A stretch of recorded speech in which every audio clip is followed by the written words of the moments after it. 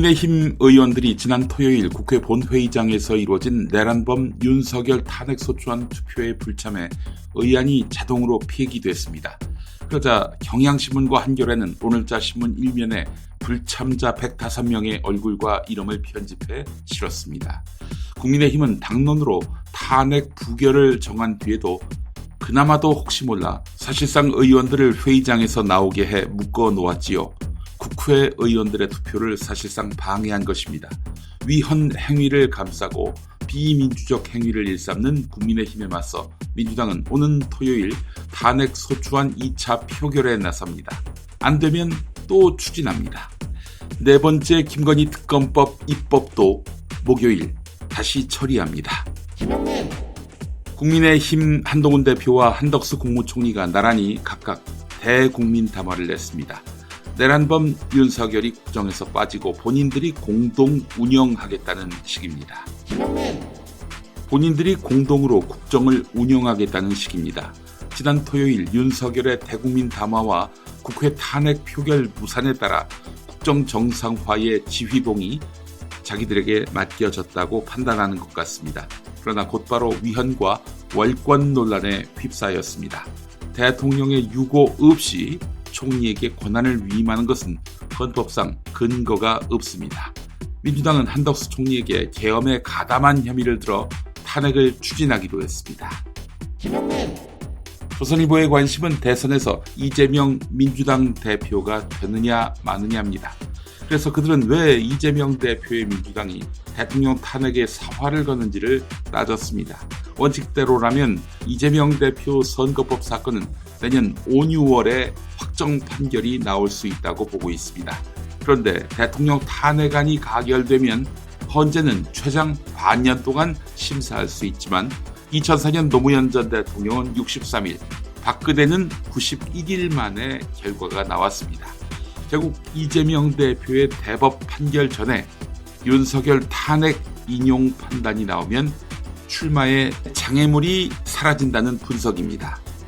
왜 이재명 대표가 무죄에 나올 거라는 생각은 안 하지요? 검찰과 경찰이 비상계엄 관련 수사를 경쟁하듯 벌이고 있습니다. 검찰은 어제 또 다른 내란범 김용현을 긴급 체포했습니다. 수괴 윤석열을 내란죄 피의자로 적시했습니다.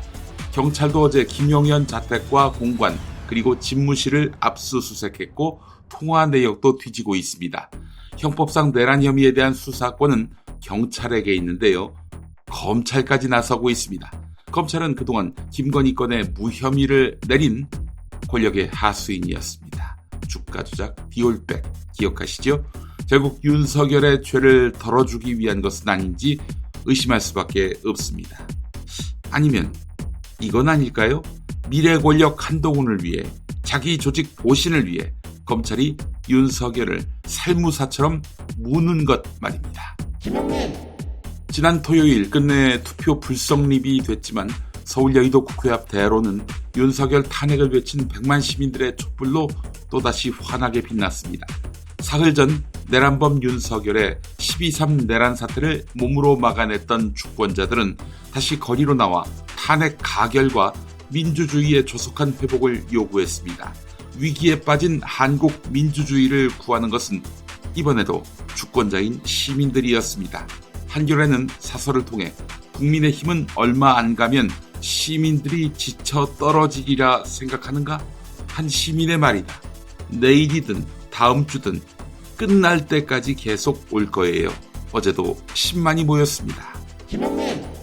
미국 뉴욕타임스 보도입니다. 윤석열과 국민의힘의 탄핵 무산 합의는 국민적 분노가 여당과 정부 전체로 확대할 위험이 있는 도박이다. 미국 등 서방이 윤석열 탄핵 소추안 표결 무산에 비판의 목소리를 높이고 있습니다. 일각에서는 국민의힘이 국가보다 당파적 이익을 우선시했다. 민주주의에 대한 모욕이다. 이런 강도 높은 표현까지 써가며 우려했습니다.